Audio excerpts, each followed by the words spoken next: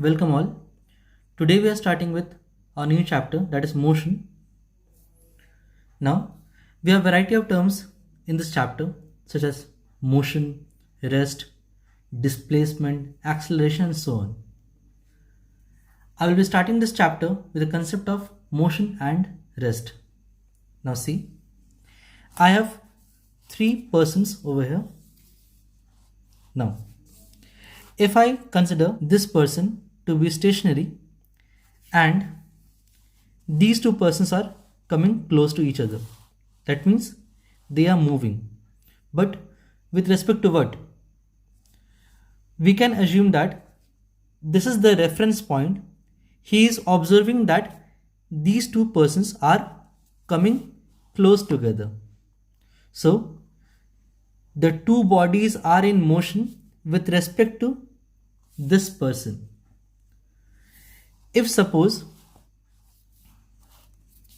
these two persons are moving with same speed in same direction, in that case he will see that he is not changing its position, that is, it is stationary. For example, if you are boarding a train or going somewhere in a train and the passenger next to you is in rest, but a person standing outside the train is in motion with respect to you, and the person standing outside the train will see that you are moving and he is at rest.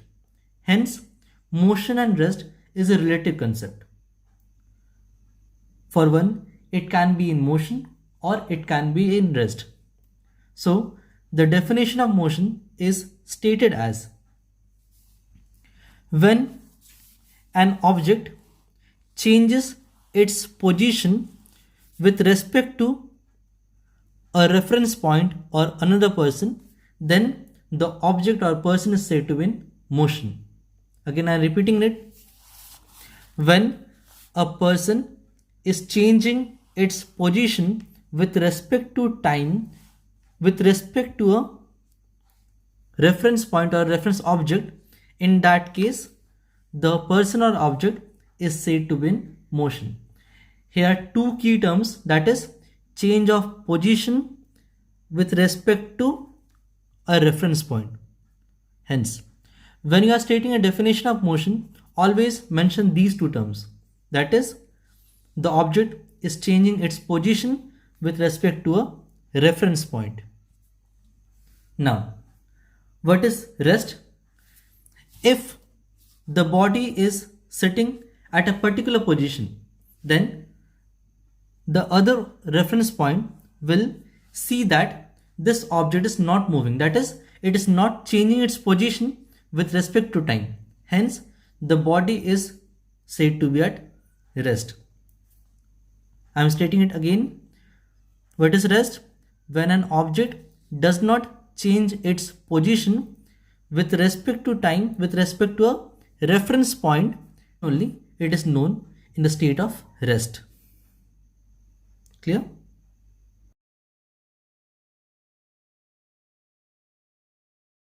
Now starting with scalar and vector quantities.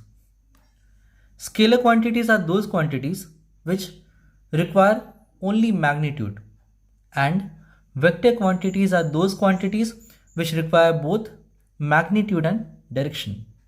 Now see, what do I mean with that? Starting with scalar quantities, for example, see, in this container we have mentioned like net quantity 15 ml. So what is the direction of this 15 ml volume? Downward, upward, right side or left side? Can you guess? There is no such direction of volume. The volume is of this container. It only requires a magnitude, not direction. But when we apply force to an object, when I apply force in this particular direction, the object moves along the direction of force. Hence, when we define force, we require a direction. Clear? When I am pushing the object in this particular direction, with some force. I am applying the force in a particular direction. These type of quantities which require direction are known as vector quantities.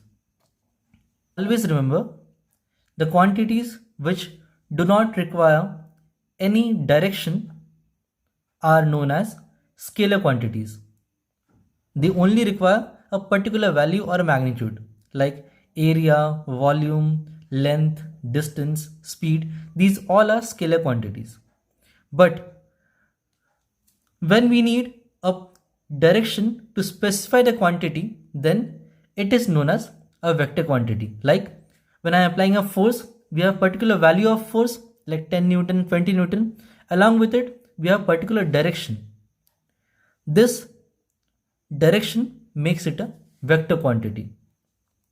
So remember, vector quantities are those quantities which require magnitude and direction, like force, displacement, acceleration, etc.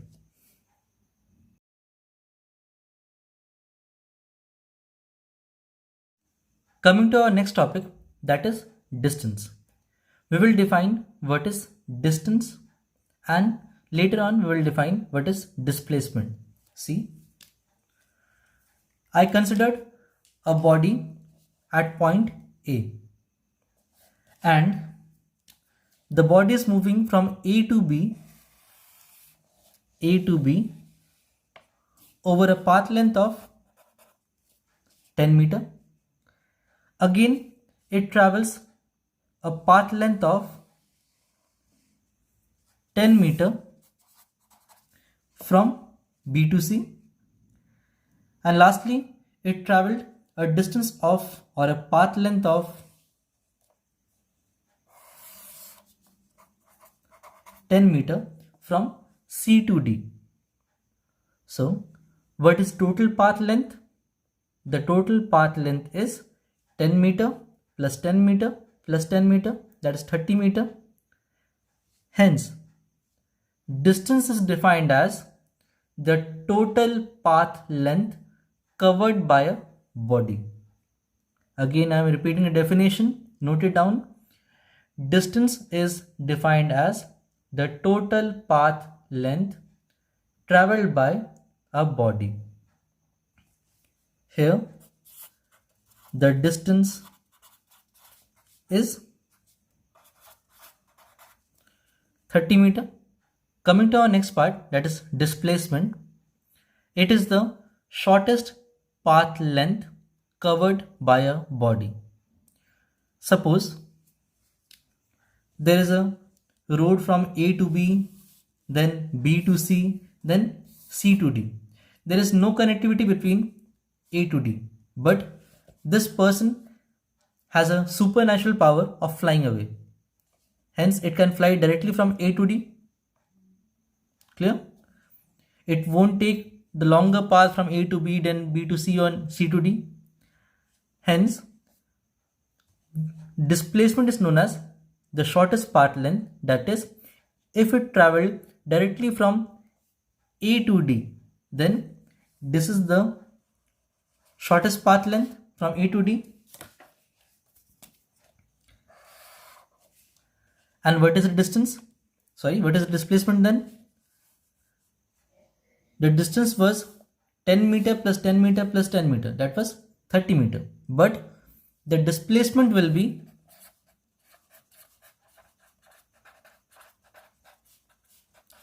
only 10 meter. Why? The distance between A to D is 10 meter.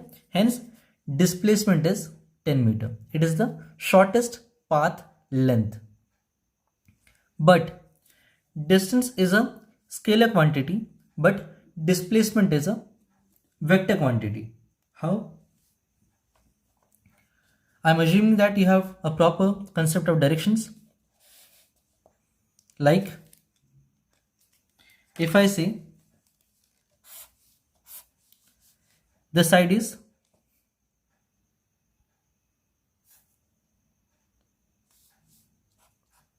east,